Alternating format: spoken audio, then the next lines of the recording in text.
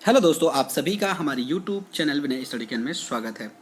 दोस्तों, यदि आप सीजीपीएससी एसीएफ रेंजर की तैयारी कर रहे हैं तो यह वीडियो आपके लिए काफ़ी महत्वपूर्ण होगा। दोस्तों, आज की इस वीडियो में हम देखेंगे विज्ञान सेक्शन से केमिस्ट्री का एक महत्वपूर्ण टॉपिक पीरियोडिक टेबल। और पीरियोडिक टेबल आपके सिलेबस में दिया हुआ है। तो दोस्तों, इसमें हम कुछ महत्वपूर्ण एमसीक्यूज क्वेश्चन देखेंगे। और यदि आप हमारे चैनल पर नए आए हैं तो प्लीज़ चैनल को सब्सक्राइब कर लीजिएगा, बेल आइकन को प्रेस कीजिए ताकि वीडियो की नोटिफिकेशन आप तक पहुंचती रहे।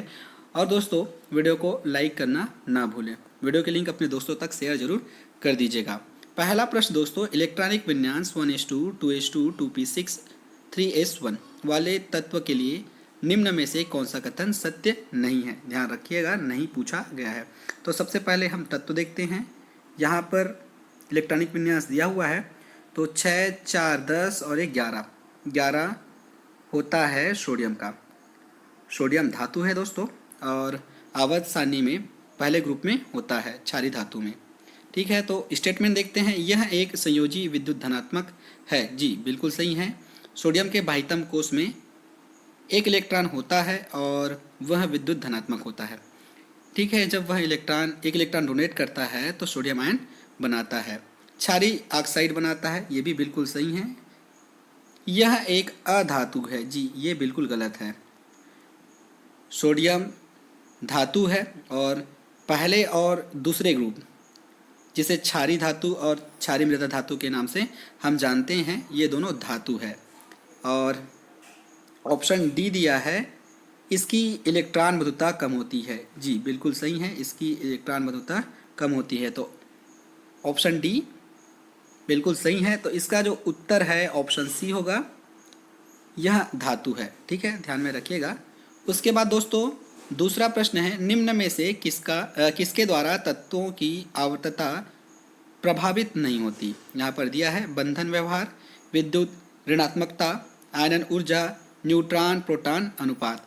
तो दोस्तों यहाँ पर पूछा गया है तत्वों की आवर्तता प्रभावित नहीं होती। तो दोस्तों न्यूट्रॉन और प्रोटॉन के अनुपात से आवर्तता प्रभावित नहीं होती। आपने देखा होगा कि बंधन व्यवहार, विद्युत ऋणात्मकता और आयनन ऊर्जा, इनसे आवर्तता प्रभावित होती है। तो इसका जो उत्तर होगा ऑप्शन डी होगा। तीसरा प्रश्न दोस्तों, यदि एक परमाणु का इलेक्ट्रॉनिक विन्यास 1s2, 2s2, 2p6, 3s2, 3p6, 3d3 और 4s2 है तो इसे रखा जाएगा। तो पहले देख लेते हैं ये परमाणु कौन सी है। तो 6, 4, 10 और यहाँ पर 6, 4, 10 और 3, 23।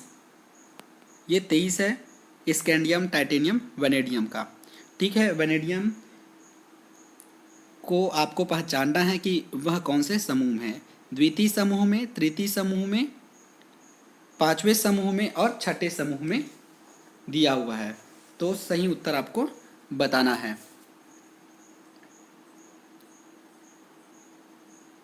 तो दोस्तों स्कैंडियम, टाइटेनियम, वैनेडियम, तो वो जो है potassium, calcium, scandium, titanium, vanadium में है। तो इस प्रकार पोटेशियम 1 हुआ, कैल्शियम 2 हुआ, स्कैंडियम 3, टाइटेनियम 4 और वैनेडियम 5 होगा।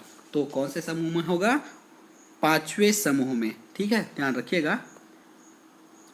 चौथा प्रश्न दोस्तों, सभी एस ब्लॉक तत्वों को आवर्त सारणी में रखा गया है। ऑप्शन दिया है 1A और 2A समूह में, 3A और 4A समूह में, B उपसमूह में, 5A और 7 समूह में। तो दोस्तों सभी एस ब्लॉक, जिसे हम आवर्त सारणी में क्षारीय धातु और क्षारीय मृदा धातु के नाम से जानते हैं, उसे 1A और 2A समूह में रखा गया है। तो ऑप्शन ए बिल्कुल सही होगा। पांचवा प्रश्न दोस्तों, हैलोजन समूह का इलेक्ट्रॉनिक विन्यास है। हैलोजन समूह का इलेक्ट्रॉनिक विन्यास आपको बताना है। और हैलोजन 17वें समूह में आता है दोस्तों, ध्यान रखिएगा। 17वें समूह को हैलोजन समूह कहा जाता है, जिसमें फ्लोरीन, क्लोरीन, ब्रोमीन, आयोडीन आता है। तो इसके बारे में आप लोग पहले से परिचित होंगे। तो अब आपको समूह पहचानना है। तो यहाँ पर n का वैल्यू आप रख कर देख सकते हैं। n इज इक्वल टू हम रखते हैं 1, तो होगा 1:2 और 2:2 और 2p6, ये पहले वाला का है। तो ये तो हेलोजन नहीं आ रहा है ना, क्योंकि 2 2 4 10 आ रहा है। 10 कौन से समूह है? 10वां समूह। कमेंट करके आप बताइएगा। 0 समूह हम लोग कहते हैं या फिर एरोजन या उत्कृष्ट समूह। ठीक है, दूसरे में रखते हैं n का वैल्यू 2, तो 2h2 और 2p3, तो यहाँ पर 2 और है, तो ये आया 2 2 4 और 3 7, ये 7वें समूह में आया है ना। तो 7वां समूह कौन सा है? नाइट्रोजन का है, नाइट्रोजन वाले ग्रुप। और यहाँ पर देखते हैं तो 2 2 और 5, तो ये 9 में आया। ये बिल्कुल सही है, सी इसका सही उत्तर होगा। ठीक है, ये फ्लोरीन का है, फ्लोरीन का। ठीक है, और ये तो आप जानते हैं 1:2 2:2 यहाँ पर आप ले सकते हैं। तो ये ऑप्शन सी यहाँ पर बिल्कुल सही है। यहाँ ए सही था और यहाँ सी सही है। आगे बढ़ते हैं। हाइड्रोजन एक इलेक्ट्रॉन दान करके हाइड्रोजन आयन निर्मित करता है। इस गुण में यह किससे समानता दर्शाता है? ध्यान रखिएगा, हाइड्रोजन है, एक इलेक्ट्रॉन डोनेट किया तो ये बनाएगा हाइड्रोजन आयन। उसी प्रकार लिथियम को आप देख सकते हैं। लिथियम जो है एक इलेक्ट्रॉन डोनेट करता है, क्या बनाता है? लिथियम आयन बनाता है। सोडियम भी एक इलेक्ट्रॉन डोनेट करता है, सोडियम आयन बनाता है। पोटेशियम भी एक इलेक्ट्रॉन डोनेट करके पोटेशियम आयन बनाता है। तो इसमें ऑप्शन दिया है क्षारीय, इसमें दिया है संक्रमण धातु, क्षारीय मृदा धातु, क्षारीय धातुएं और हैलोजन। तो दोस्तों लिथियम, सोडियम, पोटेशियम क्या है? क्षारीय धातुएं हैं। तो इसका सही उत्तर होगा क्षारीय धातुएं। क्षारीय धातुएं में क्या होता है? इलेक्ट्रॉन खोने की प्रवृत्ति होती है, तो ये भी इलेक्ट्रॉन खो रहा है। उसके बाद 7वां प्रश्न दोस्तों, आवर्त सारणी में 10वां तत्व जिसके अनुरूप होगा पहले आवर्त में, द्वितीय आवर्त में, चौथे समूह में और 9वें समूह में। तो दोस्तों प्रत्येक आवर्त तत्वों की एक श्रेणी से बना हुआ होता है जिनके परमाणुओं की बाह्यतम कोश की मुख्य क्वांटम संख्या n समान होती है। ध्यान रखिएगा, n क्या होती है? समान होती है। अर्थात द्वितीय आवर्त में n इज इक्वल टू 2 होता है। ठीक है, ध्यान रखिएगा। उसके बाद इस कक्षा में 4 कक्षक होते हैं जिसमें एक एस होता है और 3 पी होता है। तो इस प्रकार कितने होंगे? 4 कक्षक हो गए, जिसमें 8 इलेक्ट्रॉन रह सकते हैं। 8 इलेक्ट्रॉन रहेंगे टोटल। अतः द्वितीय आवर्त में परमाणु क्रमांक 3 से 10 तक के 8 तत्व होते हैं। तो इसका जो उत्तर होगा ऑप्शन बी होगा। उसके बाद 8वां प्रश्न दोस्तों, किसी तत्व के क्वांटम अंक इस प्रकार है: n is equal to 2, l is equal to 1, m is equal to 1, s is equal to -12। तो इसे हम निकाल सकते हैं। देखिएगा, m का वैल्यू यदि 1 है तो यहाँ पर 3 उपकोष होंगे, -1, 0 और +1। ठीक है, अब यहाँ पर n इज इक्वल टू 2 दिया है, m इज इक्वल टू 1 दिया है, s का वैल्यू दिया है -12 में। तो दोस्तों इसमें जो है p वाले में देखें तो यहाँ पर 2 इलेक्ट्रॉन होंगे, यहाँ पर भी 2 इलेक्ट्रॉन होंगे। भरने का क्रम होगा, है ना, अबाव के रूल के अनुसार भरना है आपको। यहाँ पर मैंने ऐसे डायरेक्ट भर दिया है। तो ये जो लास्ट है वो आता है दोस्तों -12 में। ठीक है, -12 में। और ये पूरा फुल फिल है, इसका मतलब ये है कि ये कौन से समूह का है? 0 समूह का है। ठीक है, तो 0 समूह का है और कौन से आवर्तक का? दूसरे आवर्तक का। तो इसका जो उत्तर होगा ऑप्शन बी होगा। ध्यान रखिएगा, क्योंकि ये जो आ रहा है ना लास्ट वाले, वो आ रहा है नियॉन का। ठीक है, नियॉन का आ रहा है, तो इसलिए इसका जो उत्तर होगा ऑप्शन बी होगा।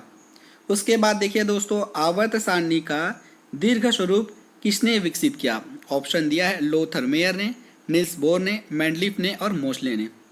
तो दोस्तों नील बोर ने मोस्ले के सिद्धांत पर आवर्त सारणी के दीर्घ रूप को विकसित किया था। तो ऑप्शन बी सही होगा। उसके बाद दोस्तों एक तत्व का इलेक्ट्रॉनिक विन्यास 1:2, 2:2, 2p6, 3:2, 3p3 है। आवर्त सारणी में इस तत्व के ग्रुप में संलग्न नीचे के स्थान के तत्व का परमाणु क्रमांक होगा।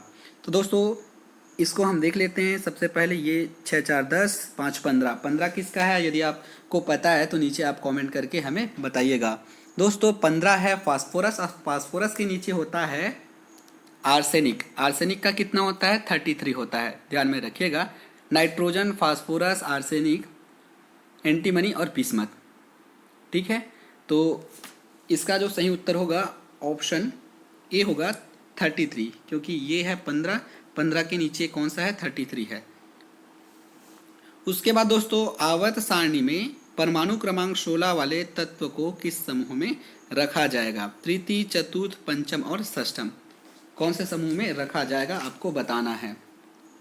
ठीक है, 16 क्रमांक है, तो 16 का दोस्तों कौन से समूह में रखा जाएगा आपको बताना है।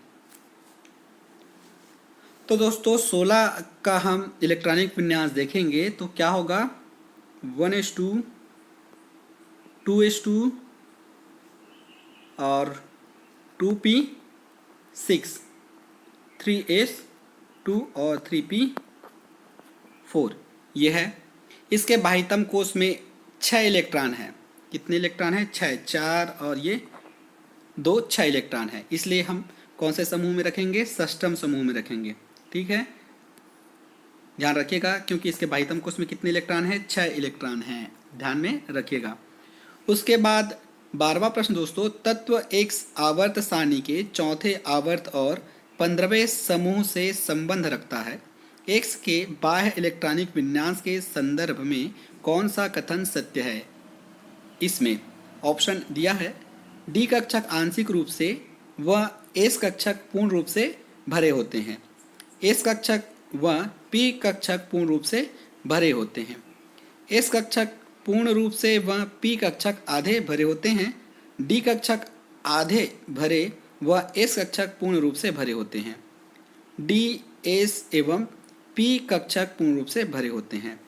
तो दोस्तों इसमें सही उत्तर होगा एस कक्षक पूर्ण रूप से व पी कक्षक आधे भरे होते हैं, तो ऑप्शन सी करेक्ट होगा।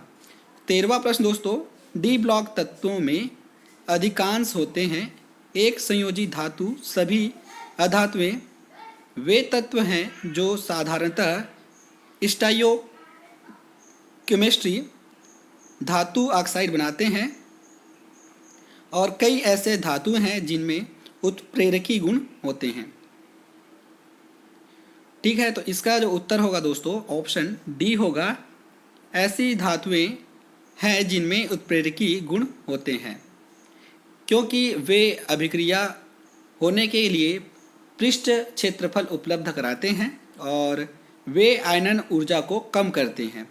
इसके पास अतिरिक्त डी इलेक्ट्रॉन होता है। ठीक है, ध्यान रखिएगा, इसके पास अतिरिक्त डी इलेक्ट्रॉन होता है, इसलिए ऑप्शन डी करेक्ट होगा। 14वां प्रश्न, तत्वों के गुण उसकी परमाणु संख्या के आवर्ती फलन होते हैं, यह कथन किसके द्वारा दिया गया है? Niels Bohr, J W. Dobereiner, D I. Mendeleev और H.G.J. मोस्ले। तो दोस्तों तत्वों के गुण उसकी परमाणु संख्या के आवर्ती फलन होते हैं, यह कथन H.G.J. मोस्ले ने दिया था, तो ऑप्शन डी करेक्ट होगा। उसके बाद 15वां प्रश्न दोस्तों, आवर्त सारणी के दीर्घ रूप में होते हैं। देखिएगा ऑप्शन आपकी स्क्रीन पर दिया है। 8 क्षैतिज पंक्तियां एवं 7 ऊर्ध्वाधर स्तंभ, 7 क्षैतिज पंक्तियां एवं 18 ऊर्ध्वाधर स्तंभ, 7 क्षैतिज पंक्तियां एवं 7 ऊर्ध्वाधर स्तंभ, 8 क्षैतिज पंक्तियां एवं 8 ऊर्ध्वाधर स्तंभ। तो दोस्तों आवर्त सारणी के दीर्घ रूप को आपने देखा होगा, उसका स्ट्रक्चर ऐसे होता है। नीचे लेंथेनाइड और एक्टेनाइड होता है, यहाँ पर 2 होता है और क्षैतिज पंक्तियाँ 7 होते हैं, ध्यान रखिएगा, और ऊर्ध्वाधर होते हैं 18। ऐसा इसका स्ट्रक्चर होता है। ये 7 होता है ये वाली, और ये ऊर्ध्वाधर 18 होते हैं, तो ऑप्शन बी करेक्ट होगा। आगे बढ़ते हैं 16वां प्रश्न, टेल्यूरिक हेलिक्स निम्न में से किसके द्वारा दिया गया? ऑप्शन दिया है डी चान कोर्टोइस, न्यूलैंड्स, एल मेयर और मैंडलीप, ये 4 ऑप्शन दिया हुआ है। तो दोस्तों टेल्यूरिक हेलिक्स डी चान कोर्टोइस ने दिया था, तो ऑप्शन ए करेक्ट होगा। 17वां प्रश्न दोस्तों, निम्न में से कौन सा आवर्त सारणी में तत्वों के प्रतिनिधि समूह का अनुसरण करता है? ऑप्शन दिया है लेंथेनम, आर्गन, क्रोमियम और एल्यूमिनियम। तो दोस्तों एल्यूमिनियम, क्योंकि यह पी ब्लॉक का तत्व है, ठीक है, ऑप्शन डी करेक्ट होगा। 18वां प्रश्न दोस्तों, परमाणु क्रमांक 29 वाला तत्व है। परमाणु क्रमांक 29 होता है कॉपर का, ध्यान रखिएगा, ये होता है कॉपर का, और ये ट्रांजिशन मेटल होता है एस ब्लॉक में, पी ब्लॉक में, डी ब्लॉक में और ए ब्लॉक में। तो दोस्तों इसका इलेक्ट्रॉनिक विन्यास देखेंगे तो ए आर होता है, ठीक है, आर्गन होता है कितना 3D10, डी ब्लॉक में आ गया तो ये होगा डी ब्लॉक का, ठीक है, और होता है 4s1, तो ऑप्शन सी करेक्ट होगा। इलेक्ट्रॉनिक विन्यास करके आप जो है आसानी से इसे निकाल सकते हैं। 19वां प्रश्न दोस्तों, वह परिवार जिसमें कैलिफोर्नियम तत्व संबंधित है? एक्टिनाइट श्रेणी, क्षार धातु परिवार, क्षारीय मृदा परिवार और लेंथेनाइट श्रेणी। तो दोस्तों कैलिफोर्नियम तत्व जो है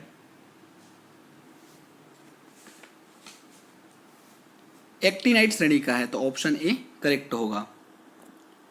20वां प्रश्न दोस्तों, आवर्त सारणी में किसी आवर्त में बाएं से दाहिनी ओर जाने पर या बढ़ने पर धात्विक गुण में क्या परिवर्तन होता है? बढ़ता है, घटता है, स्थिर होता है, पहले बढ़ता है फिर घटता है। तो दोस्तों ये है हमारा पीरियडिक टेबल, ये हमारा पीरियडिक टेबल, और ये अब हमको बाएं से दाएं जाना है, ये यहाँ से इधर जाना है, ठीक है।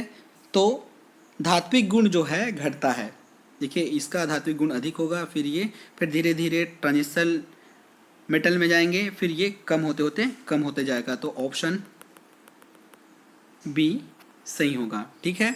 उसके बाद 21वां प्रश्न दोस्तों, एक तत्व जिसका परमाणु क्रमांक 20 है को आवर्त सारणी में रखा जाएगा।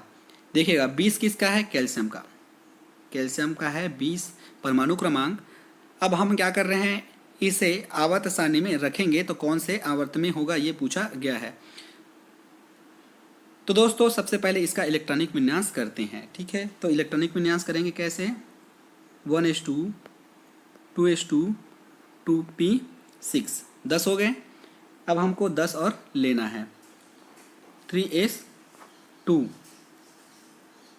3p6 और 4s2, ये होगा 10 और 10 20। अब इसमें हमको देखना है कि इसके मुख्य क्वांटम नंबर क्या है। तो यहाँ पर 4s है, तो n इज इक्वल टू क्या हो गया, 4 हो गया। तो इसलिए ये जो है चौथे आवर्त में होगा, ऑप्शन ए करेक्ट होगा। यदि आपको समझ में नहीं आया होगा तो आप कमेंट कर सकते हैं, इसे अच्छे से एक्सप्लेन हम कर देंगे। 22वां प्रश्न दोस्तों, इलेक्ट्रॉनिक संरचना n-1 d 1 to 10 ns 0 to 2 अभिलाक्षणिक है। तो दोस्तों यहाँ पर आप देख करके पता लगा सकते हैं कि ये ट्रांजिशन मेटल है, डी ब्लॉक का है। संक्रमण तत्वों की, लेंथेनाइट की, एक्टिनाइट की और निष्क्रिय गैसों की। तो बताइएगा इसका सही उत्तर क्या होगा हमें कमेंट करके। तो दोस्तों यहाँ पर डी ब्लॉक है, तो डी ब्लॉक कौन से होते हैं, संक्रमण तत्व होते हैं, ठीक है। तो ऑप्शन ए करेक्ट होगा। उसके बाद देखिए परमाणु क्रमांक 10, 18, 36, 54 और 86, देखिएगा ये सभी क्या है, पूर्ण है। 10 है, 18 है, 36 है, 54 है और 86 है। हल्की धातु है, नहीं है। अक्रिय गैस है, हैलोजन्स है, दुर्लभ मृदा तत्व है। तो बताइएगा कौन सा है। तो दोस्तों ये ना तो हैलोजन है ना तो मृदा धातु है, ये क्या है, अक्रिय गैस है। ऑप्शन बी करेक्ट होगा। आगे बढ़ते हैं, परमाणु क्रमांक 6 वाले तत्व का आवर्त सारणी में स्थान है। चौथे समूह, चौथे आवर्त, पांचवें समूह और तीसरे समूह में? बताइएगा। तो दोस्तों इसका इलेक्ट्रॉनिक विन्यास करते हैं, होगा 1:2, 2:2 और 2p2। ठीक है, सभी 2 हैं। तो इसमें संयुक्ता कोष में 4 इलेक्ट्रॉन है ना, -4 इलेक्ट्रॉन है, -4 इलेक्ट्रॉन है। इसका मतलब ये है कि ये कौन से समूह का होगा? चौथे समूह का होगा। ऑप्शन ए सही होगा। उसके बाद निम्नलिखित में से कौन सा तत्व लैंथेनाइट दुर्लभ मृदा तत्व है? कैडमियम, कैलिफोर्नियम, सीरियम और सीजियम। तो दोस्तों सीरियम लैंथेनाइट दुर्लभ मृदा तत्व है, ऑप्शन सी सही होगा। 26वां प्रश्न दोस्तों, मेंडलीव का आवर्त नियम आधारित है परमाणु भार पर, परमाणु क्रमांक पर, न्यूट्रॉन की संख्या पर, इनमें से कोई नहीं।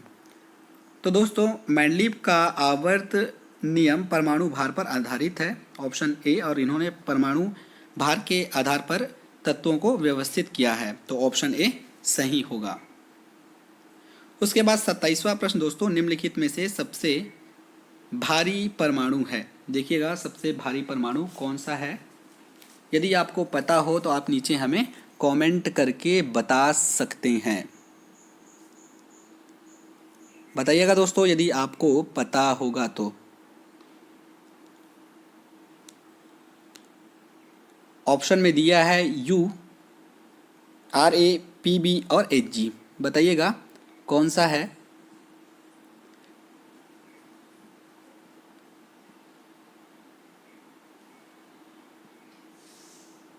जी, इसका उत्तर यदि आपको पता होगा तो नीचे आप कमेंट कर सकते हैं। तो दोस्तों इसका जो क्रम होता है, सबसे भारी होता है U, उसके बाद होता है RA, उसके बाद होता है PB लेड और होता है मरकुरी Hg। ठीक है, ध्यान में रखिएगा। तो ये क्रम होता है, तो ऑप्शन ए सही होगा। 28वां प्रश्न, निम्न में से तत्वों का कौन सा जोड़ा आवर्त सारणी के एक ही वर्ग में है? जैसे कि आपने देखा होगा hydrogen, lithium, sodium, potassium, rubidium, caesium और फ्रेंसियम, ये एक ही वर्ग में है। उसी प्रकार बेरियम, मैग्नीशियम, कैल्शियम, स्ट्रोंसियम, बेरियम और रेडियम एक ही आवर्त में है। उसी प्रकार आपको यहाँ पर सही ऑप्शन चुनना है। तो मैग्नीशियम और बेरियम ये एक ही आवर्त में है, तो ऑप्शन ए सही होगा। ये सेकंड आवर्त का है, ये फर्स्ट का है, तो ये गलत हो गया। ये सेकंड का है और ये कॉपर जो है ट्रांजिशन मेटल है, तो ये रॉन्ग हो गया। यहाँ पर Mg सेकंड है और ये है आपका पहला, तो ऑप्शन ए सही होगा। उसके बाद निम्न में से तत्वों का कौन सा जोड़ा आवर्त सारणी के एक ही आवर्त का है? ऑप्शन देखते हैं, सोडियम और कैल्शियम, ये फर्स्ट का है, ये सेकंड का है ना, तो ये गलत हो गया। उसके बाद सोडियम और क्लोरीन, ये फर्स्ट का है और ये क्या है? 17वें समूह का है, तो ये तो गलत हो गया। हैलोजन का है और ये भी हैलोजन का है, ये सेकंड का है। और यहाँ पर देखें ये हैलोजन का है डी, जिसमें फ्लोरीन, क्लोरीन, ब्रोमीन, आयोडीन आता है, तो ऑप्शन डी करेक्ट हो। 30वां प्रश्न दोस्तों, विकर्ण संबंध प्रदर्शित करने वाले तत्व है। ऑप्शन दिया है प्रथम आवर्त के तत्व, द्वितीय आवर्त के तत्व, तृतीय आवर्त के तत्व और डी दिया है बी एवं सी दोनों। तो दोस्तों बी और सी दोनों बिल्कुल सही है। द्वितीय आवर्त के तत्व और वह तृतीय आवर्त के तत्व आपस में विकर्ण संबंध दर्शाते हैं, जैसे कि लिथियम मैग्नीशियम के साथ, बेरियम एल्युमिनियम के साथ, बोरान सिलिकॉन के साथ, कॉपर फास्फोरस के साथ, नाइट्रोजन सल्फर के साथ और ऑक्सीजन जो है क्लोरीन के साथ विकर्ण संबंध दर्शाते हैं, तो ऑप्शन डी करेक्ट होगा। थैंक यू दोस्तों, वीडियो कैसा लगा कमेंट करके हमें जरूर बताइएगा। इसी प्रकार के वीडियो के लिए आप हमारे चैनल पर बने रह सकते हैं। यदि आप कमेंट करेंगे तो इसी टॉपिक पर मैं और एमसीक्यू क्वेश्चन लेकर आऊँगा। दोस्तों वीडियो को लाइक करना ना भूलें। धन्यवाद।